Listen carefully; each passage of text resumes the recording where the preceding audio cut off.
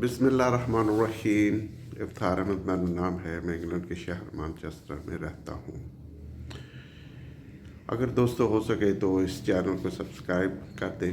اس سے آپ کا کسی قسم کا مالی نقصان نہیں ہوتا ہے۔ اس سے یہ ہوتا ہے کہ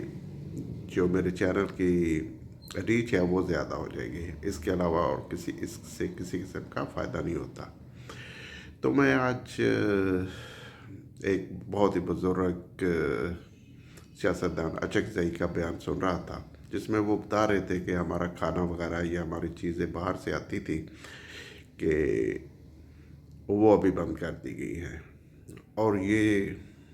جو عمران خان کی آنکھ کے بارے میں جو پروٹیسٹ ہو رہا ہے پاکستان کے مختلف حصوں میں، خاص کر کے پی کے میں،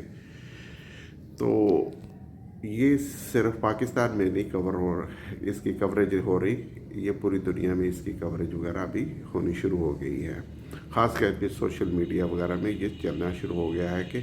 پروٹیسٹ ہو رہے ہیں اور عمران خان کو وہ ایک فیئر ٹریٹمنٹ کے لیے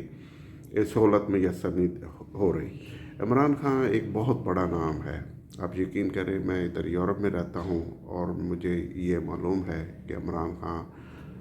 یورپ میں بہت زیادہ پاپولر ہے۔ حالانکہ یورپ کی جو حکومت ہے وہ ہو سکتا ہے کہ وہ عمران خان کے ساتھ فیئر نہ ہو یا اس کے بارے میں ان کی ایک اچھی یا پازیٹیو سوچ نہ ہو، لیکن آپ یقین کریں کہ جو عام آدمی ہوتا ہے نا، جو عام یورپین ہے، وہ اس کے بارے میں، عمران خان کے بارے میں ہم سے پوچھتا ہے بات اور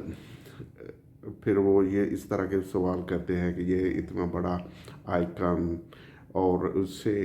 ایک فیئر ٹرائل نہیں دیا جا رہا، اور اس سے ایک اچھی جو ان کے اگر انہیں پریزن ہوئی ہے تو اس میں اس کے جو بیسک جو ان کے رائٹس ہیں وہ بھی نہیں دیے جا رہے، تو آپ کا خیال کیا ہے؟ تو آپ یقین کریں کہ ہمیں تو کچھ انہیں جو جواب وغیرہ دینا ہوتا ہے اس کے بارے میں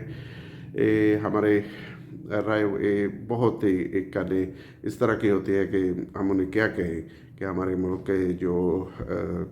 جوڈیشری ہے وہ بھی تقریباً ختم ہو چکی ہے، جو ہمارے ادارے ہیں وہ بھی کوئی اتنا اچھا کام وغیرہ نہیں کر رہے، تو جس کی وجہ سے ہمارے ملک میں بہت سارا مسائل ہے۔ اور ابھی جو اچکزئی صاحب نے یہ بات کی کہ وہ ایک جو پارلیمنٹ کا لاجر وغیرہ ہے ادھر محصور ہو گئے ہیں، اور ان کا جو بریک فاسٹ یا دوسرے کھانے پینے کی چیزیں وغیرہ باہر سے آتی تھی وہ بھی ابھی بند کر دی گئی ہے، تو یہ آپ یقین کریں کہ جب یہ خبر دنیا میں چلے گی تو اس سے پاکستان کا اور امیج وغیرہ خراب ہوگا۔ تو اس سے صرف امیج ہی خراب نہیں ہوتا کہ اگر آپ کہ لوگوں سے دوسرے لوگ جو اپنا آپ بزنس کرتے ہیں یا کوئی قسم کا کاروبار کرتے ہیں آن لائن یا دوسری چیزیں کرتے ہیں، تو وہ اس پہ بھی اثر پڑتا ہے۔ وہ اس طرح ہوتا ہے کہ وہ لوگ کہتے ہیں کہ یار یہ لوگ فیئر نہیں ہیں، اگر ان کے آپس میں یہ اپنے لوگوں کے ساتھ فیئر نہیں ہے تو یہ ہمارے ساتھ کوئی ان کی انبن ہو گئی یا کسی قسم کے لین دین کے معاملات ہو گئے تو یہ پھر ہمارے ساتھ کیا کریں گے، تو وہ پھر اس نظریے سے سوچتے ہیں۔ لیکن ہمارے ملک میں کیونکہ اتنی ویژن نہیں ہے لوگوں کی، ہمارے اداروں کی بھی اتنی ویژن وغیرہ نہیں ہے، وہ اس چیز کو اور میرے خیال میں اچھے طریقے سے ہینڈل نہیں کرتے کہ آپ کی کسی کے ساتھ بھی مخالفت ہو اور آپ کا کوئی بھی مسئلہ مسائل ہو تو اس میں یہ بات تو ہونی چاہیے کہ اسے فیئر ٹریٹمنٹ ملنی چاہیے، جس سے دنیا بھی دیکھے کہ یار واقعی یہ لوگ فیئر ہیں، اور اس کے باوجود کہ بھی ان کے ساتھ مخالفین ہیں تو عدالتیں انصاف دیتی ہیں، اور عدالتوں کے جو فیصلے ہوتے ہیں وہ بھی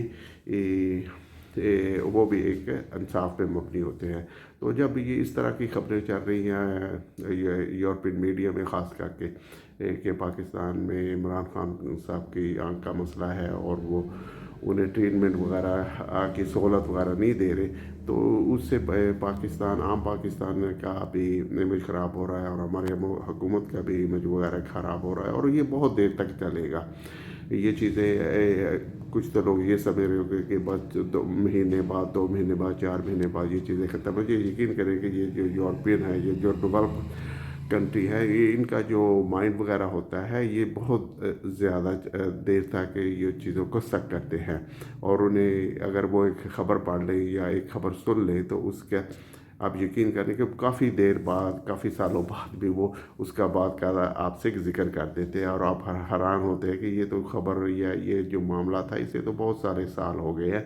تو ابھی تک اسے یاد ہے. تو کہنے کا مطلب یہ ہے کہ اگر اگر ابھی فی الحال ہمارے ملک میں اس طرح کے حالات بنے ہوئے ہیں کہ